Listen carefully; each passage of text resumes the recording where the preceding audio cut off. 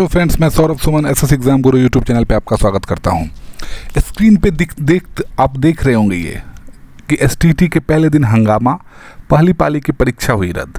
तो ये हाल है। लेकिन क्या आपने कभी बीपीएससी के पिछले एग्ज़ाम में सुना ऐसा? क्योंकि वो पेपर लेने से पहले तैयारी की गई थी। बीपीएससी ने कदाचार मुक्त परीक्षा के लिए कोशिश की थी, पर यहाँ पे क्या हुआ वो देख लीजिए। अब ये अभ्यर्थी का स्क्रीन पे फोटो भी दिख रहा है।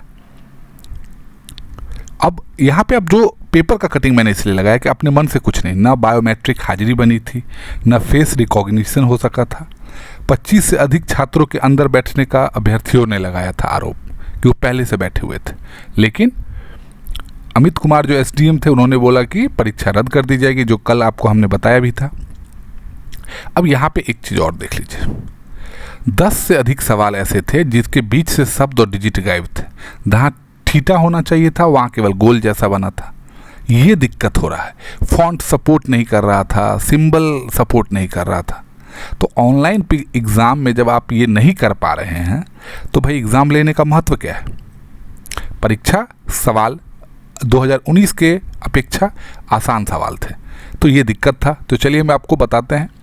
जो शिक्षण कला के प्रश्न थे वो टफ थे, ये बताया गया है। क्योंकि मैं जो भी पेज पे दिख रहा है स्क्रीन पे, पेपर में आया वही बता रहा हूँ, अपने मन से कुछ नहीं। ये सिवान की बातें हैं। संविधान और दर्शन शास्त्र से प्रश्न पूछे गए थे। शिक्षण कला से सबसे अधिक और गणित विषय से प्रश्न पूछे गए थे। शिक्षा से संबंधित प्रश्न भी थे। रसायन शास्त्र और भौतिक के जो सवाल थे वो टफ थे। अब देख लीजिए स्क्रीन पे, मैं एक एक चीज़ स्क्रीन पे पेपर का दिखा रहा हूँ। और बहुत सारे जगह पे इकोनॉमिक्स आदि के सवालों को कठिन बताया। तो ये तो परीक्षार्थी पर डिपेंड करता है कि उनके लिए सवाल कौन सा इजी था, कौन सा सवाल टफ था। अब यहाँ पे गणित के सवाल कठिन रहे हैं। अब बहुत सारे लोग बोल रहे हैं कि सवाल में ये प्रॉब्लम था, वो प्रॉब्लम था, तो इसका शिकायत का मौका मिलेगा, ऐसा कहा जा रहा है। हर दिन 35,000 अभ्यर्थी का पटना में शामिल होने की बात कही गई है। 7 जिलों में परीक्षा केंद्र बनाए गए हैं। 15% अभ्यर्थी परीक्षा में शामिल नहीं हो पाए। सोच लीजिए, सिर्फ देर से पहुंचने के कारण कितना बड़ा ये मिस्टेक हो रहा है। 15% अभ्यर्थी मतलब 15% लोग। ये टीचिंग एबिलिटी के बारे में बताया गया, किसका किसका पेपर था, क्या आया था, ये आप जान लीजिए, ये ज़रूरी है। 30 अंक के सवाल टीचिंग एबिलिटी और 20 अंक के सवाल जीएस से थे।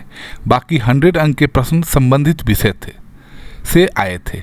एनसीईआरटी की पुस्तक से अधिक प्रश्न पूछे गए थे।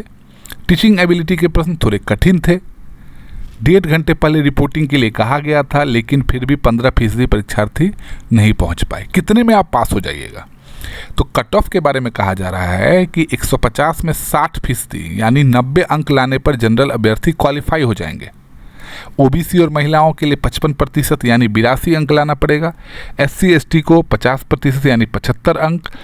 और इसमें करीब 3.5 लाख अभ्यर्थियों ने आवेदन दिया है। और पेपर 1 में 17 और पेपर 2 में 29 विषय की परीक्षा होगी। ये देखिए, टीचिंग एप्टीट्यूड के बारे में हर पेपर में बताया गया है कि पेपर 1 में टीचिंग एप्टीट्यूड के सवाल को कठिन थे। पेपर 2 में फिजिक्स, केमिस्ट्री, इकोनॉमिक्स के सवाल को कठिन बताया गया है। कई सेंटरों पर लेट से पहुंचे अभ्यर्थी को सेंटर के अंदर प्रवेश से रोक दिया गया। सबसे ज़्यादा दुख मुझे इसी बात को लेकर हो रहा है कि इतनी, देखिए, ये पेपर का लास्ट मौका है बिहार में अगले अब 11-12 के भर्ती में बैठने का। अब वो किस कारणवश सेंटर पे नहीं पहुंच गए, इसमें बहुत सारे प्रो एंड कॉन्स है। अब बहुत सारे लोगों का सेंटर बहुत दूर दिया गया है। अब सब होटल अफोर्ड नहीं कर सकते।